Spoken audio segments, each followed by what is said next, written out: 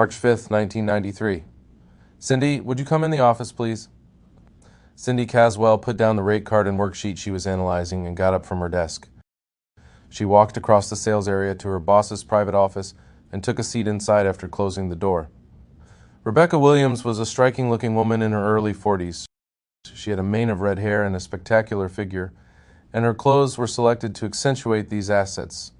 She was the owner of the Williams Agency, a St. Louis County firm that designed and sold promotional materials, ad specialties, and incentive awards for local businesses. The shelves in the crowded office were filled with thick catalogs from suppliers that wholesaled imprinted pens, embossed clocks, silkscreen t-shirts, electronic equipment, baking tins, toolkits, and thousands of other things that companies could sell or give away with the goal of increasing their own business. Rebecca Williams was an ex-model. As owner of the agency, she believed strongly in one overriding business principle on which she had built a successful company. Good-looking women were the salespeople most likely to make male decision-makers want to do business with her firm. This was especially true in marginal cases where the product the men were buying only had a slight chance of improving their firm's sales. In keeping with this philosophy, all of the Williams Agency salespeople, like Cindy Caswell, were young, attractive women, and they were paid on a straight commission basis. Rebecca had taken a chance on Cindy Caswell the year before. Despite her complete lack of sales experience, the young girl had exuded an unquestionable appeal. Men gravitated towards Cindy, and much more importantly, wanted to do things that would please her. There was a constant erotic undercurrent between Cindy Caswell and the people she dealt with. It was more subtle and yet much more powerful than the normal sexual tension found whenever men were in the proximity of sharply dressed young women with good figures. Rebecca Williams herself had felt the physical attraction Cindy's presence created. For reasons of common sense, she had done nothing about it. Cindy Caswell was, after all, second in the office in production. "Cindy, I have some bad news," the owner said from behind her desk as the girl looked at her brightly. "You know about the tug-of-war I've been having with the IRS?" Cindy nodded. Rebecca Williams treated all of the salespeople as independent contractors.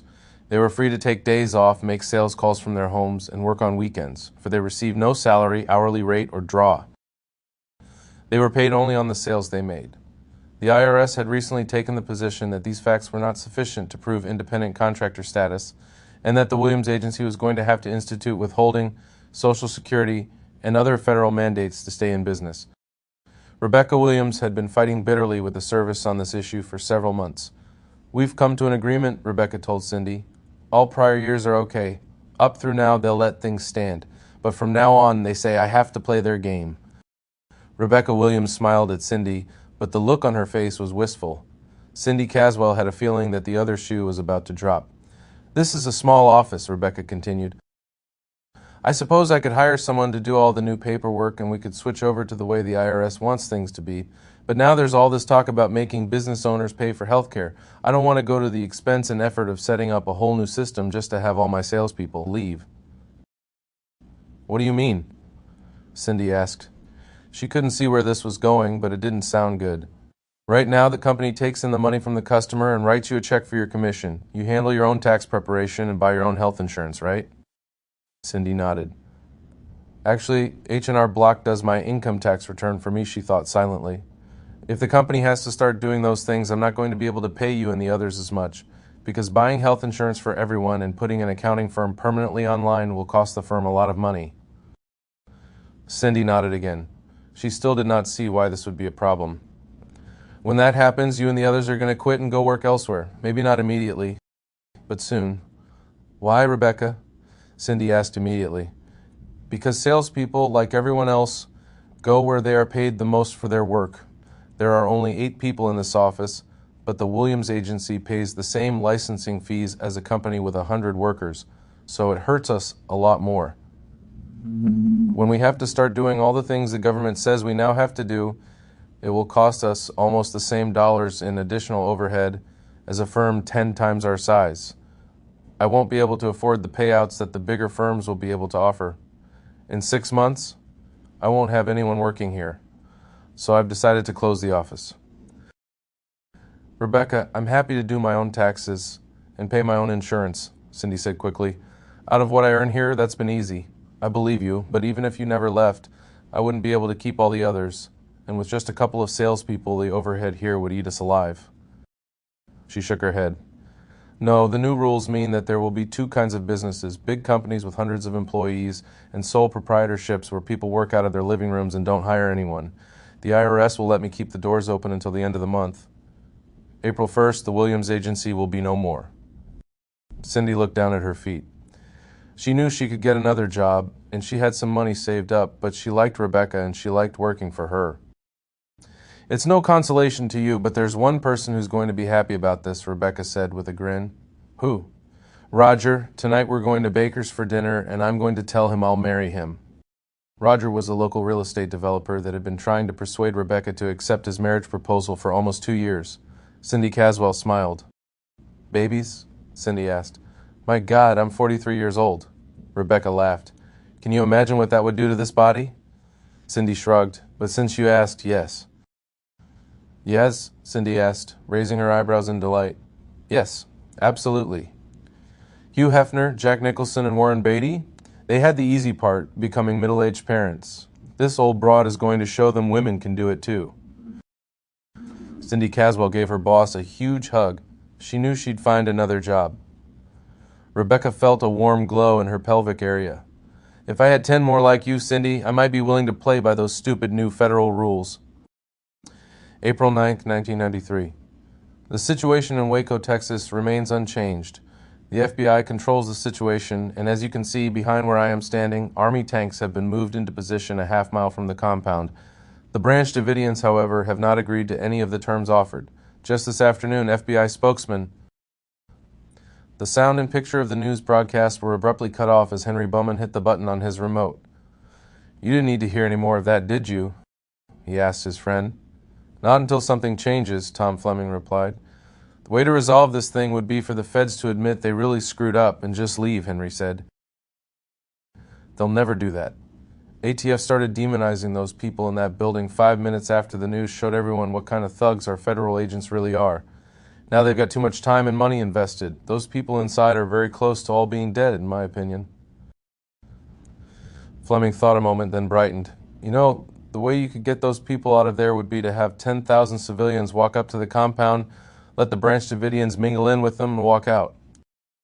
"Think the group could get that by the police line?" "If we had the numbers, yeah, I think so." Henry Bowman considered the idea, then changed the subject. "Is the ATF still saying there's a crank lab in there, along with Jesus and his multiple teenage wives?" Henry asked. "I don't know. A couple weeks ago I saw a press conference where they were still saying that. Some guy claiming to be an ATF intelligence officer, if you can believe the gall of that title," Fleming snorted. "You ask me, these guys have incompetent legal counsel. I'd be disbarred if my client stood up on television and said some shit like that." Henry nodded at Tom's assessment. Tom Fleming and Henry Bowman were discussing the issue that had been on the minds of people in the gun culture all across the country. The Waco attack and subsequent standoff had captivated everyone in America who had to deal with the ATF on a regular basis. For this reason, it was even more compelling than the Miami shootout in 1986. The February 28th ATF assault on the Branch Davidians had been broadcast live on the television news, and viewers had been appalled at what they had seen. At the time of the initial raid, the public had not been told what crimes the residents of the religious camp had committed. The ATF had realized how it would sound if they admitted that they had sent 3 helicopter gunships and 100 agents armed with grenades and machine guns to attack 85 men, women, and children over a $200 tax matter. A different spin was needed, and fast. The federal agency had immediately started explaining that their raid would have gone off perfectly if the Branch Davidians had not been forewarned. The ATF then justified their actions by telling the public that David Koresh thought he was Jesus, had multiple wives, and was having sex with most of the women in the camp, especially underage ones. They also said other child abuse was suspected, and implied that it was this concern which had required such urgent and violent action. The ATF did not explain why a federal tax agency was involved in these areas in the first place, let alone with explosives and machine guns. The ATF also failed to elucidate how their concerns for the safety of 24 children within a wooden building squared with firing over 7,000 rounds of ammunition, much of it armor-piercing, into that same structure. In the disastrous initial raid, the ATF had suffered 20 casualties, and the Branch Davidians even more. All Davidian casualties and two-thirds of ATFs were caused by ATF bullets. These numbers were not precisely known at the time of the raid, but there were so many witnesses, it was obvious that friendly fire had accounted for the lion's share of dead and wounded feds. Compounding this monumental embarrassment were several other revelations. The first was that the search warrant authorizing the raid did not show probable cause.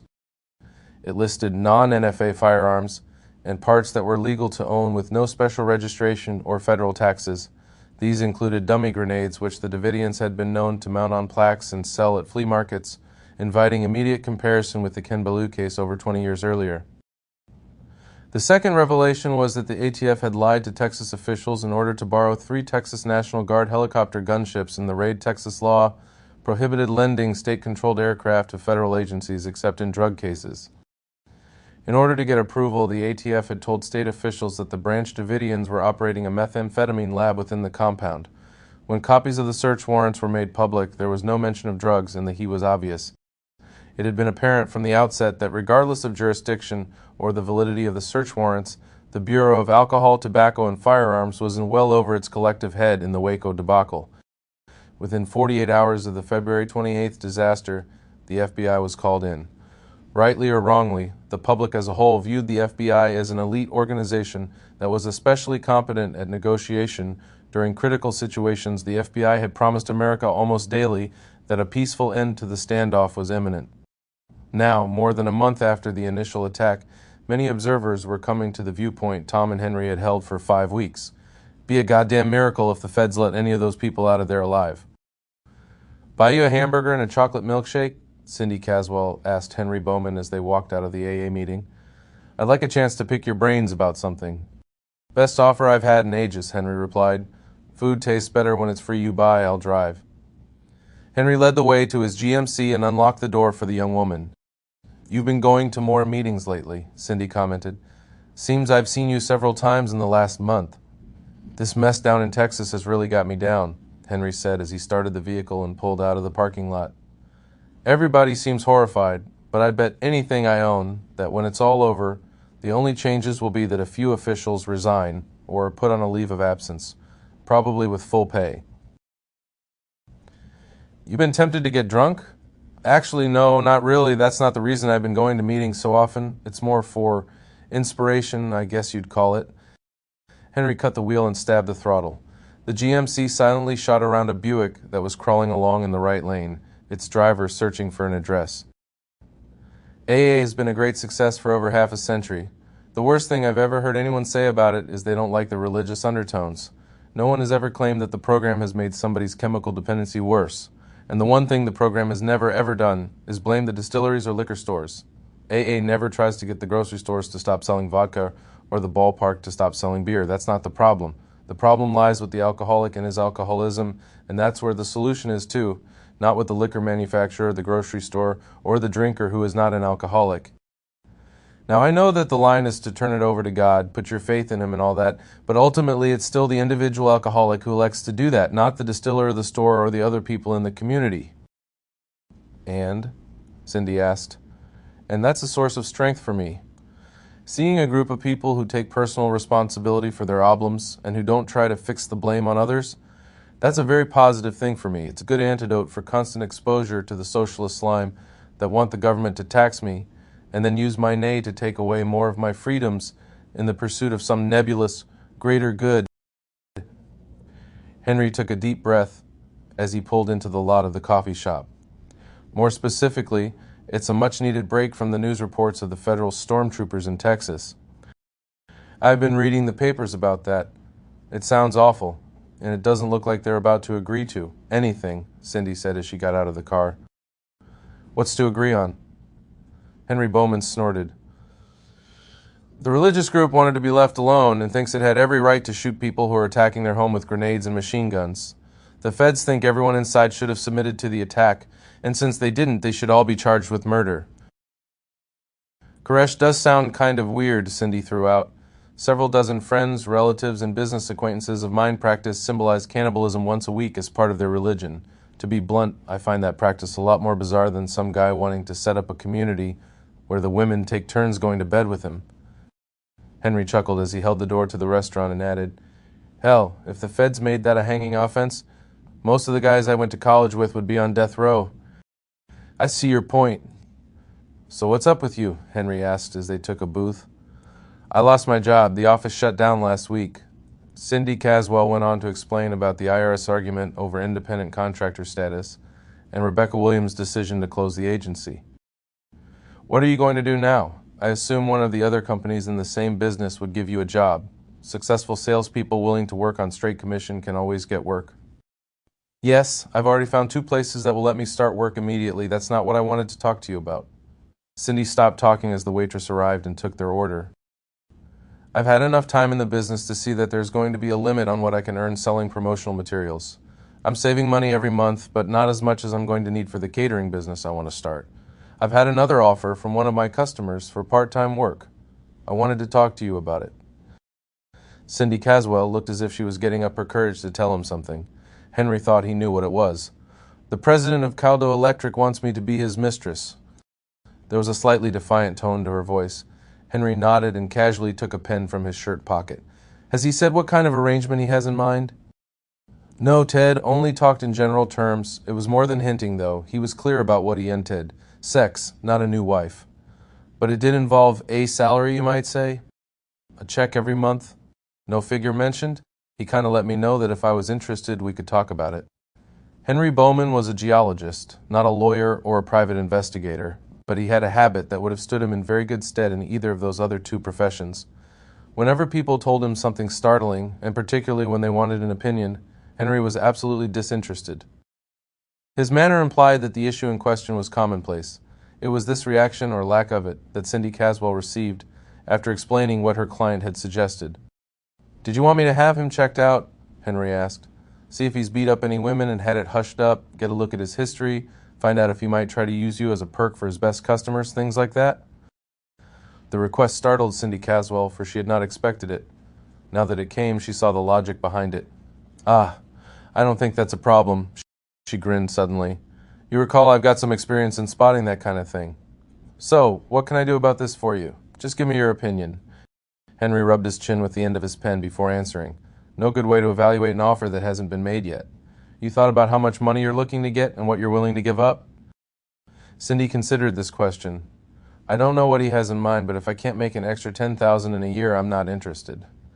"That'd be once a week, mutually convenient time, your place for a couple of hours?" "I guess. You think it's a terrible idea?" "I don't really have an opinion right now. Need more information for that. Let me make a few guesses and you tell me how I'm doing." "Okay." The food arrived and Henry put ketchup and pepper on his hamburger and fries before continuing. He took a bite from the sandwich and sat back in the booth. "Our executive is 45 or 50, married with kids. People like him and think he's a good guy. That includes his family and also includes you, or you wouldn't even be considering his offer." "Dead on so far," Cindy told him. Henry nodded and went on. "Okay, since I got the age right, he would have been in his 20s during the 1970s. That was after it became okay to have a bunch of sex partners, but before the newspapers started telling everyone that a blowjob might turn into a death sentence. So I see 3 possible situations. Number 1, your boyfriend got married young, maybe because he had to, missed out on swinging bachelorhood, and now he wants to make up for it before he's too old to get it up anymore. I don't see that one as likely. Guys like that are usually scared to death around young women. Number 2, he had a swinging bachelorhood, fell in love with a woman who he married, but he likes variety and wants someone new. Also not too likely, because then he wouldn't be talking about a mistress, he'd be trying to talk you into one weekend with him at the lake.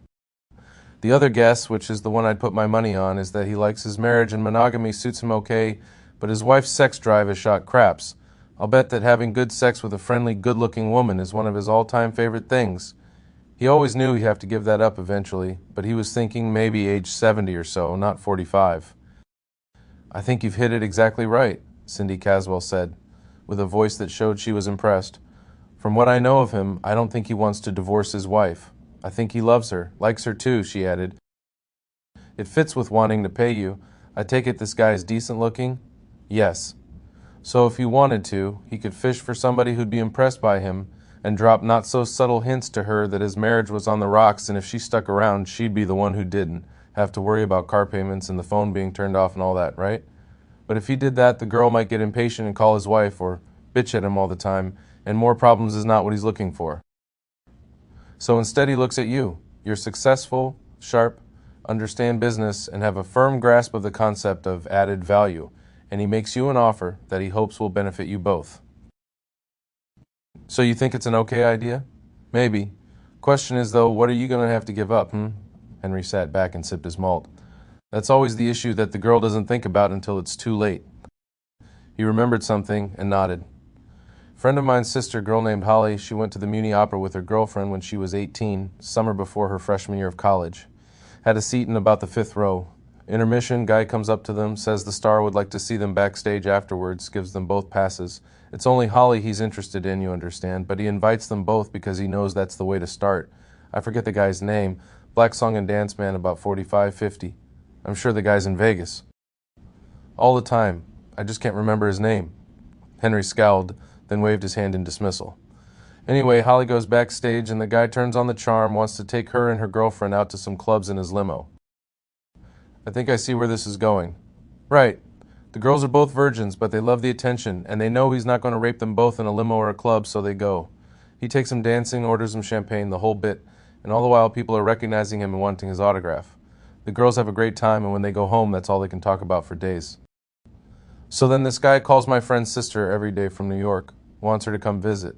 Of course she says no. The guy's black, married, and has 4 kids older than she is, but this guy's no beginner, so keeps up the charm, calls her every day, sends her plane tickets, all that. In a few weeks, she goes off to college. She had some scholarship money and student loans lined up and a part-time campus job like a lot of college kids. For most 18-year-olds, that's a big adventure, but Holly decides it sucks compared to running around with a star. So one weekend, she goes to New York. Let me guess, Cindy said. She becomes his mistress. Right. And then college gets really boring and her grades go to hell, so she drops out before the end of the first semester. And then 3 years later, guess what? The star finds another 18-year-old. Exactly. And he's been supporting Holly, but it was all apartment rent and car lease payments and clothes. She has 0 assets to show for those 3 years, no degree, no ability to get scholarship dough or student loans or an on-campus job, nothing. She's just a high school graduate that's 3 years older with no money and even less ambition. Now, I've got no moral objection to an 18-year-old being some black entertainer's mistress. Point is, though, my friend's sister gave up some things that she'll never get back. So if she'd asked me what to do before moving to be near Mr. Softshoe, I would have told her to insist upon a fixed monthly contribution to a good mutual fund. $1,000 a month, she'd have 50 G's as a nest egg right now, and she'd have choices. She could take charge of her life instead of being stuck in what I'm afraid is likely to become a cycle of poverty. Henry ate the last of his French fries and continued. Your case is a lot different. You aren't in awe of this guy at Caldo Electric and don't have the hots for him. In fact, for sex, you'd rather be with another girl, right? Henry continued without waiting for an answer. So you've got different issues involved, but they still involve what you have to give up. Is this guy going to demand you be on call where you can't make plans for yourself? Can you have another lover, male or female, or will that piss him off? Get that stuff nailed down and set your price accordingly. Cindy Caswell stared at her plate. I don't know what he has in mind exactly. I'll have to talk to him. She looked up at Henry. You don't seem surprised at the whole idea. Henry shook his head. What you're talking about's not terribly unusual. Several stewardesses have told me about identical setups they've got. Stu on a standard route will get together with a guy in another city 2-3 times a month for an extra $1,000. She knows and likes him, so it's good for both of them. Henry laughed. I'm the one that suggested the monthly mutual fund contribution instead of just cash to make sure the girls were really building for the future. That made sense to all the parties involved. Henry turned serious again. There's one thing you should always keep in mind. You're talking about an enterprise that rewards youth, not experience. You will not be able to earn what you can make now in 10, even 5 years. Your present financial compensation should reflect that fact. Henry switched to a different area of the subject. What are your long-term goals here? I want to be economically self-sufficient, period. On top of that, like I told you before, I want to open a catering business. There are a lot of businesses doing a bad job at catering. I think I can do better. So, you're looking to raise a bunch of money in a hurry? Get a stake to work with? Yes, but I don't want partners, she insisted. Henry started laughing. What's so funny? I think I've got a lot better idea for you than skimming an extra 1,000 a month from some frustrated executive, Cindy. He looked at his watch. You got an extra couple hours to kill? I'm a woman of leisure at the moment. Henry handed her the check and then stood up. I'll get the tip, he said, reaching for his wallet. You know those stupid government rules that encouraged your boss to close up shop? Henry asked. I think the same kind of regulations may offer a big opportunity for a motivated young woman like you. Anytime they slam the door in one place, some other area jumps in to take up the slack. Come on. We're going to a strip joint? Cindy Caswell demanded when Henry Bowman pulled into the parking lot on the Illinois side of the Mississippi River. That's not my idea of a step up. Ever been here? Henry asked. No, but I know what. Ever heard about this place specifically, I mean? He interrupted. Not exactly. Then don't pass judgment yet. I think you're going to be very interested at what you see here tonight. Come on. Henry opened the door and stepped out of the GMC. He waited until Cindy got out also, then punched the power lock and closed the door behind him. Henry paid the man at the front desk a $4 cover charge for himself, and he and Cindy walked inside. Women got in free. The inside of PT's show club was dark, but there was enough light to see that the place was clean.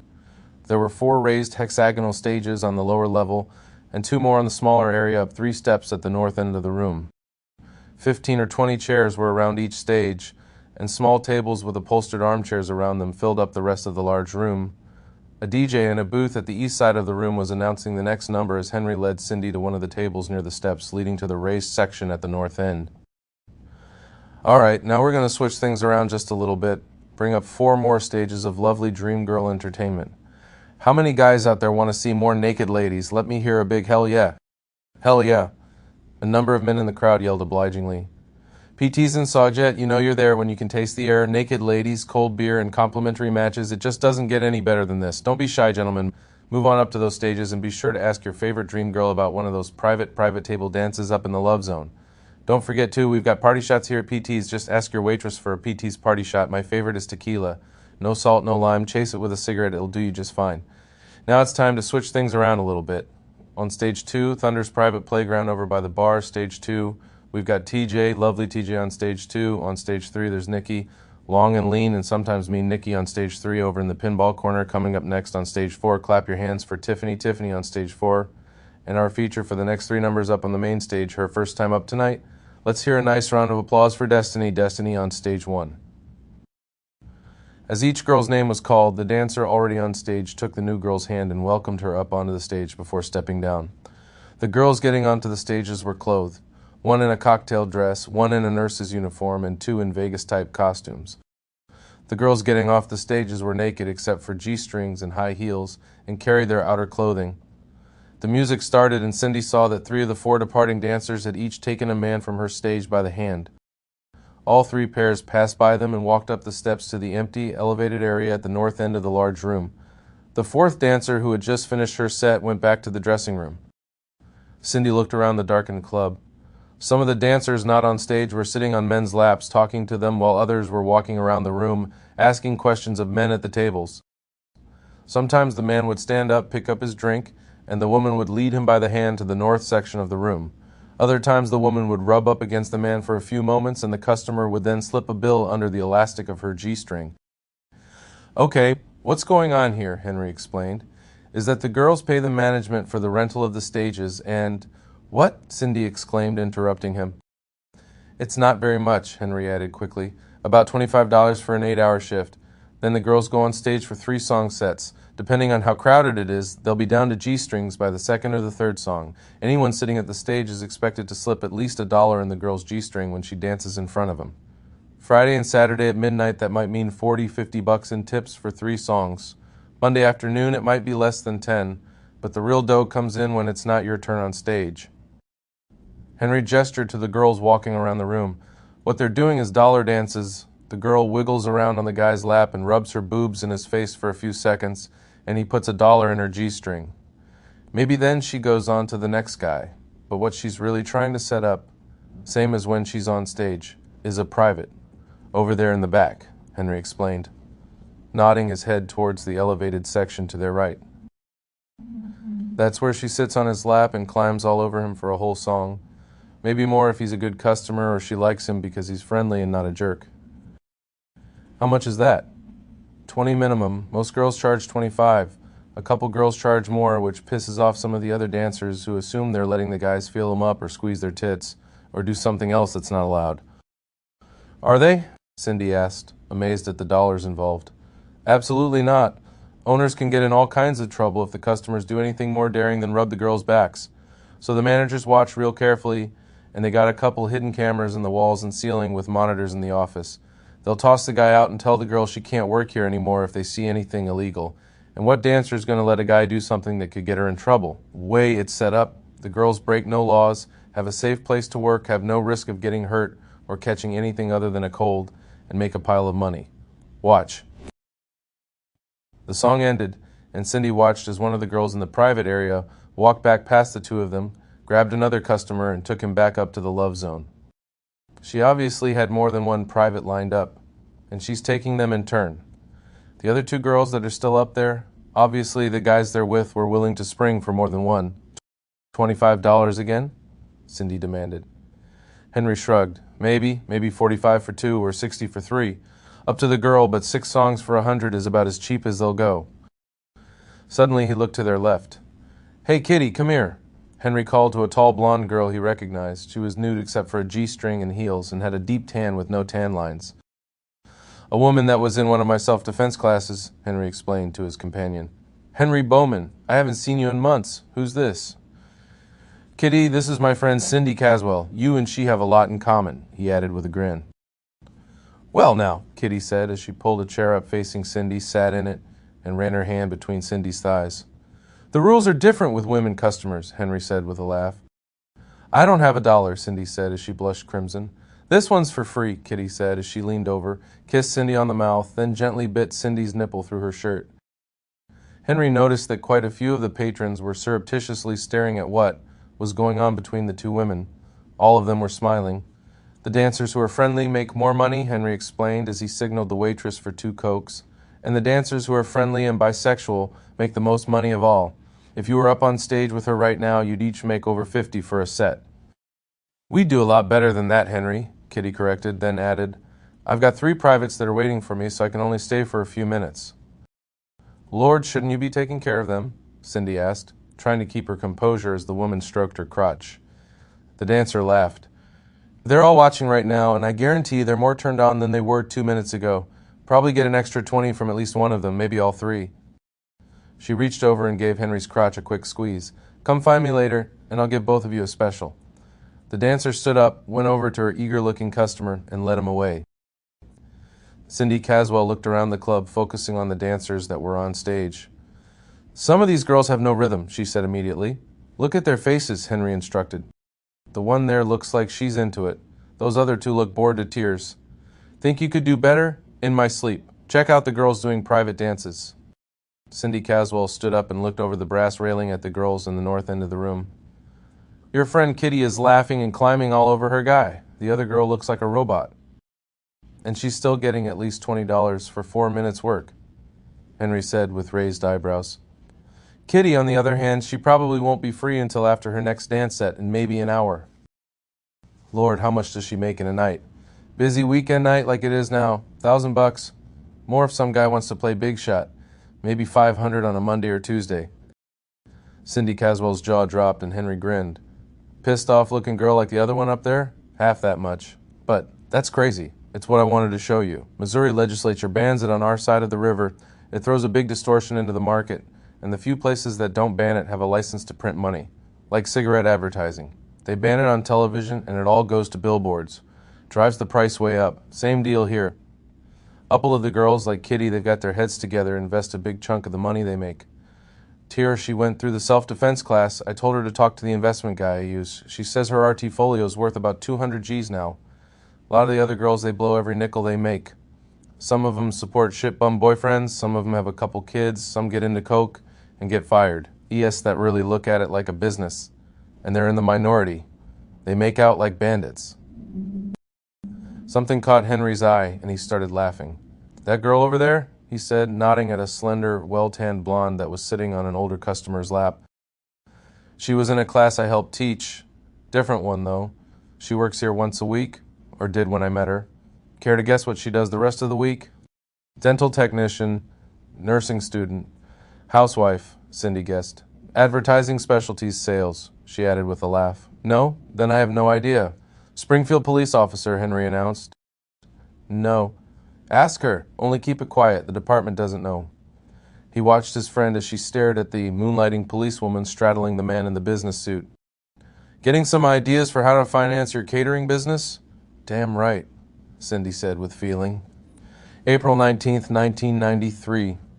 The tanks are defensive only, Bob Ricks's image on the television screen asserted.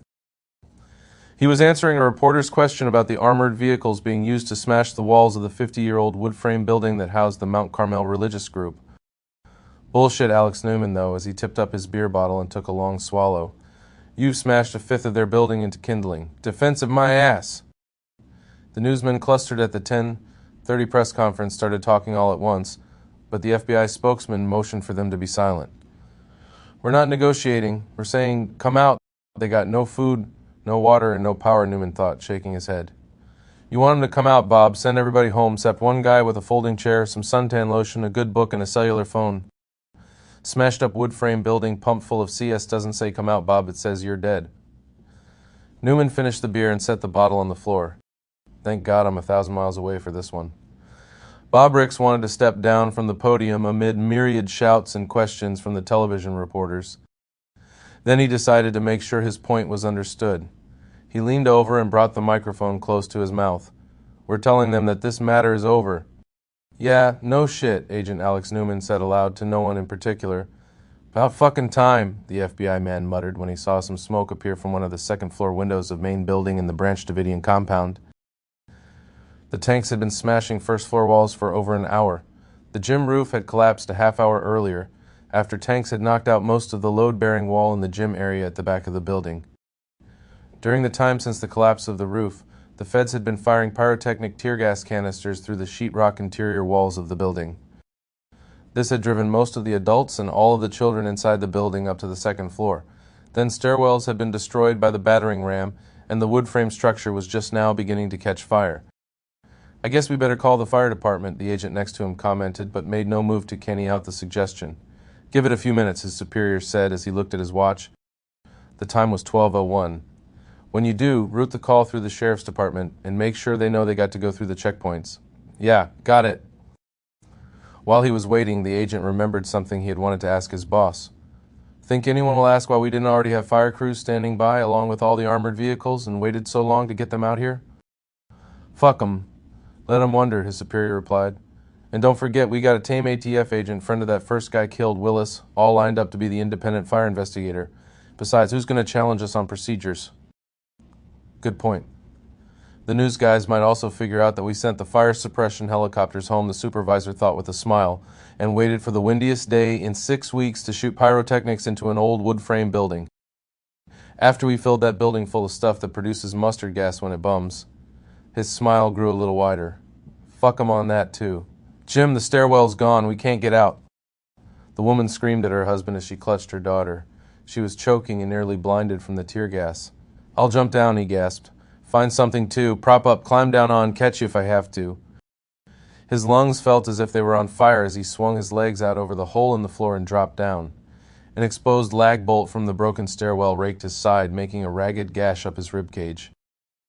The man cried out in pain just as his right foot wedged itself in the shattered lumber on the floor, and his ankle snapped with an audible crack. Nausea and searing pain washed over the man as he collapsed, but he forced himself to his feet, determined to get his wife and daughter to safety. He inhaled deeply, and it was then that his lungs filled with hydrogen cyanide. The man's face turned a shade of blue, and he fell to the floor, dead. Jim! Jim! His wife screamed, gasping for breath. She could not see her husband through the smoke, and he did not answer her. It did not matter. The Branch Davidians were all getting their final chemistry lesson, and it was going to kill every one of them in the building. The CS tear gas which permeated the building was not itself classified as flammable, nor was the solvent used to carry it. However, when the solvent evaporated, the remaining CS material was suspended in the air. As any high school chemistry student can attest, virtually any fine material will burn when it is uniformly suspended in air because of the tremendous amount of surface area exposed. A pinch of powdered aluminum tossed in a fireplace will prove this. A handful of cornstarch sprayed from a squeeze bottle will do so even more spectacularly. Grain dust explosions in grain silos and sawdust explosions in sawmills are more serious examples of this phenomenon. The pyrotechnic devices fired into the old wood frame structure had started several fires which were spreading rapidly. When the fire hit the fine CS material suspended in the air inside the building, the CS burned, releasing deadly hydrogen cyanide gas. In less than a minute, the woman and her daughter were dead, as were others trapped in that section of the second floor. Sheriff's office. Yeah, FBI calling. Listen, you'd better call the fire station and have them send some trucks to the Eck Points. It's a pretty good fire. The entire compound is going up right now. You got it. The time was 12:16. Sheriff's office dispatch here, announced the man from the McLennan County Sheriff's Department. Yes, said the fireman on the other end of the line. He had been wondering when the call was going to come. This Hawthorne? Yeah, it is, the fireman replied. They've got a fire at the compound. Tell me about it. The fireman said immediately. No shit, Sherlock was what had been going through his mind. He could see the flames from where he was standing. Are y'all en route? The dispatcher asked. No, we're looking at it. Just waiting for you to call. Okay, take off then. The dispatcher at the sheriff's office broke the connection. In 6 minutes, 2 pumper trucks pulled up to the FBI checkpoint, but the feds ordered the fire trucks to stay put. It would be 12:40 before they were allowed anywhere near the burning building. The FBI's delaying tactics worked perfectly. By the time the trucks arrived, the hellish inferno and the deadly hydrogen cyanide had done their job. Pathologists who later examined the charred corpses would find hydrogen cyanide in the burned bodies. Since hydrogen cyanide cannot be absorbed into a person's body after death, the pathologists would correctly conclude that many of the people trapped in the building, both children and adults, were already dying from inhaling poison gas by the time the flames finally consumed them. The firemen, standing at a distance, felt the blast of heat on their faces and stared helplessly at the monstrous blaze. One of them summed up the situation with a single sentence. Even God himself couldn't put that bitch out.